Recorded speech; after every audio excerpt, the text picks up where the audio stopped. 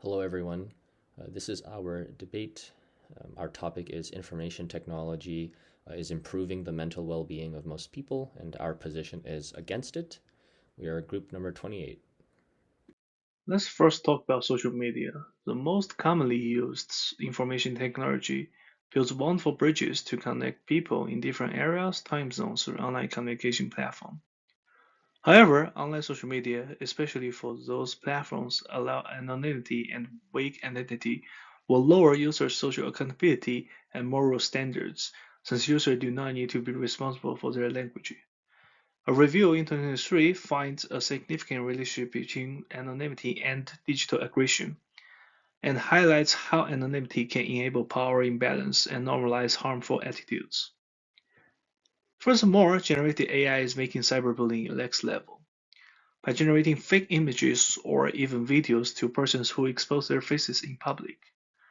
For example, the death of Charlie Kirk, a remarkable event, signifies how new information technology will reshape cyberbullying. After the tragedy, an AI-generated music called "We Are Charlie Kirk" posted online and goes viral on internet. Now it is considered as part of the meme culture that everyone can use it regardless of their points. Supporters use the song as part of mourning, and others constantly make memes to make fun of his death. It seems like everyone is satisfied with their mental well-being in this online fest. But how about the victims? For now, AI-enhanced cyberbullying happens on a public figure. It might soon be used on normal people who have their real images on social media or their information leaked to the third party. Considering the low cost on making such music and videos and posting online, I can hardly see anyone is safe at this point. According to a research in 2023 from George Washington University project on extremism, the researcher Jacob Weir describes the murder of this tragedy as a result of third generation of online radicalization. Since a murder creates some well-known memes in game community on his bullets. Considering the meme culture blurred the boundary of cyberbullying and terrorism, the new information technology might gradually translate virtual cyberbullying into a realistic attack. And for now, we can clearly see that generative AI is speeding this process up.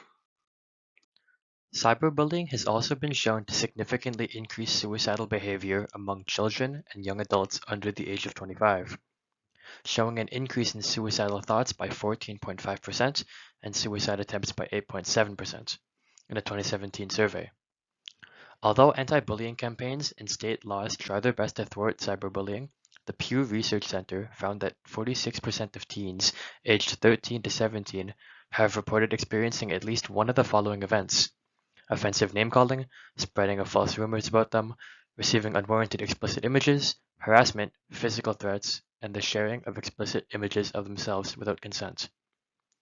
Amanda Todd, a 15-year-old girl from British Columbia, was the victim of sexual extortion and online entrapment when an explicit screenshot of her was taken without her consent and used as blackmail. The picture was later posted to social media and a blog TV live streaming site and sent to her classmates, along with constant harassment from the man involving over 700 messages on Facebook, YouTube, and Skype. After beginning to experience anxiety, depression, and panic disorder, Amanda stopped going out and started using drugs and alcohol. As she later stated, "It's out there forever. I cried every night, lost all my friends and respect people had for me. Then nobody liked me, name-calling, and judged." Amanda took her own life on October 10, 2012, after posting a video detailing her years of victimization. Tragedies involving the suicides of Amanda Todd, Ryan Halligan, Megan Mayer, Jessica Logan, Hope Whistle, and Tyler Clementi clearly highlight the dark side of information technology and the internet. Traditional and new forms of media generally display conventionally attractive people that may have been modified with professional makeup, filters, and plastic surgery. The increased exposure to such people in media negatively impacts people's self image. In a study of 200 young adults, a significant negative correlation was found for social media use and self esteem. Two theories relevant to this discussion are the social comparison theory by Festinger and the objectification theory by Fredrickson and Roberts. The former says that a person evaluates themselves using others as a comparison metric. This is problematic because media generally presents the highest quality version of people. People will share only what they think fits in with that unrealistic idea of perfection. So the comparisons are made between the real and regular version of oneself with the best and fake versions of everyone else. The objectification theory applied to a contemporary lens says that a person, after being repeatedly and continuously exposed to such an idealistic media, will internalize the feeling that people are noticing and judging them in the same way. This can contribute to an increased awareness of one's body, leading to a hyper-awareness of insecurities. And beyond an awareness of the body, it can also make a person more concerned with any outwardly visible trait, such as clothing and hobbies, that can be scrutinized and judged by others. An additional negative consequence of information technology is the lack of regulation over the content that is posted and the claims that are made by non-experts. Currently, Ozempic is a very hot topic pushed by so-called influencers on media. They push the idea that Ozempic is a good and safe drug for weight loss purposes, an easy cheat to become more attractive. 100 videos made by influencers promoting Ozempic garnered 70 million views. And the FDA has disapproved Ozempic as a weight loss drug, but even so, prescriptions have increased 152% between 2022 and 2023, of which 30% are off-label prescriptions, likely for weight loss purposes. Advancement in information technology rely heavily on data, much of which is collected from users through social media platforms and web browsers. As technology continues to evolve, so do the methods used to gather and analyze this data. As a result, users are becoming increasingly concerned about their privacy and how their personal information is being used and collected.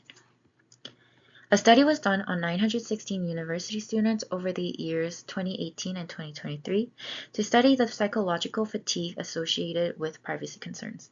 The results show that the students' privacy concern is closely associated with social media fatigue, which can lead to depression, insomnia, and anxiety.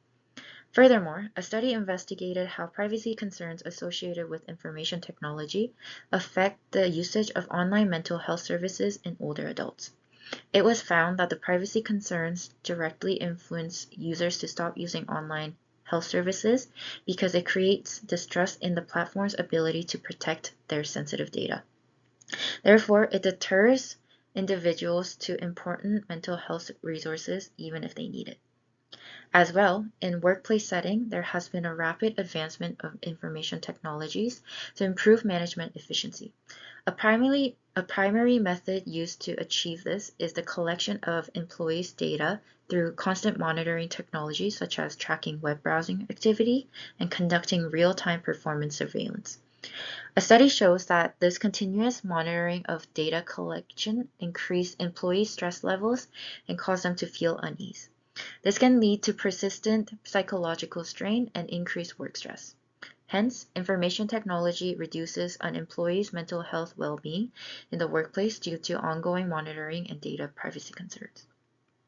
To summarize, data privacy concerns associated with information technology negatively contribute to mental health.